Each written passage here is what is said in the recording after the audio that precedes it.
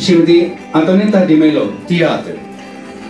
Antonietta Di Melo Teatro palcabele famadna taga Antonietta de Maina या नावानच teatro मध्ये ओळखतात.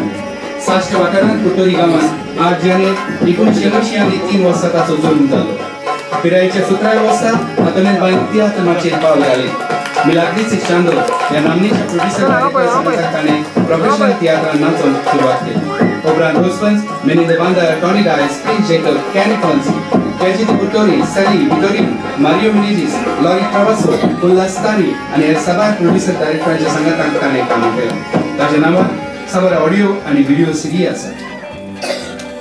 Antonietta Di Melo Teatro.